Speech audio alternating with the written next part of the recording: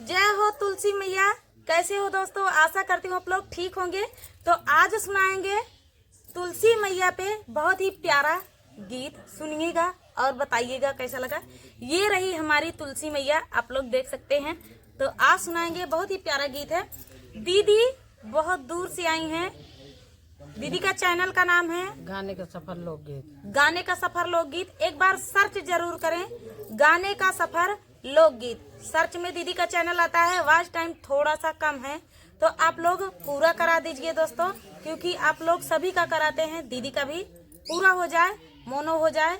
और ये दीदी सृष्टि लोकगीत इनके चैनल का नाम है। तो आप लोग एक बार सर्च जरूर करें, सृष्टि लोकगीत। दीदी लखनऊ से आई हैं। ये दीदी बहुत दूर से चल के आई हैं, प्रतापगढ़। तो आप लोग हाथ जोड़ के विनती है, आप लोग सर्च करें, दीदी का सपोर्ट करें। वॉच टाइम पूरा हो जाए दीदी का और डॉलर बन जाए दीदी का। तो चलिए, इनकी मेहनत कम से कम सफल हो जाए, यही मेरे लिए बहुत है। तो चलिए सुनाएंगे तुलसी मैया का प्यारा सा गीत। तो देर न करते हुए चलिए सुनाते हैं।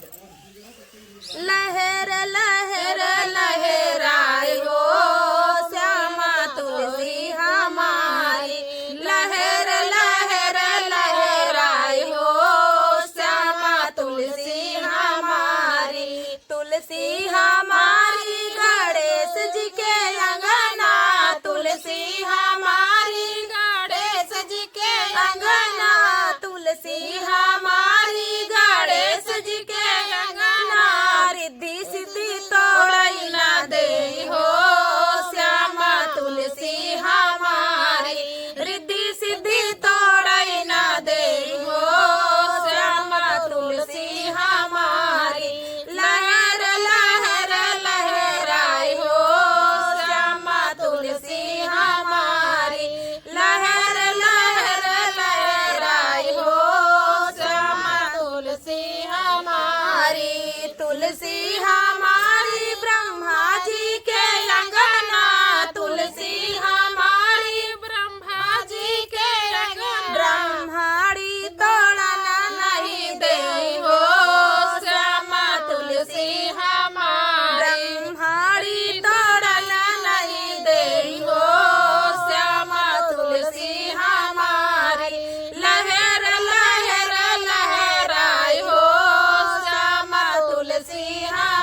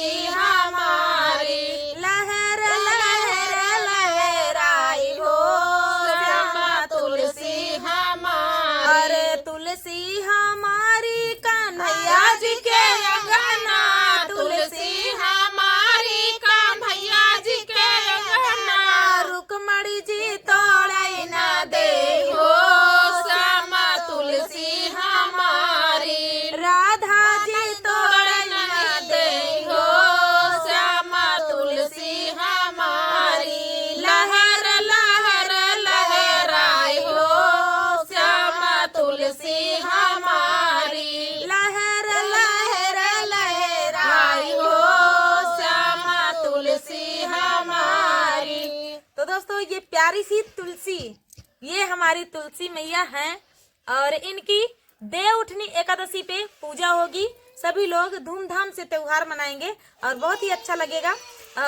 तुलसी मैया की शादी होगी और मेहंदी होगी, हल्दी होगी, सब कुछ हरि जी के साथ ब्याही जाएंगी हमारी तुलसी मैया।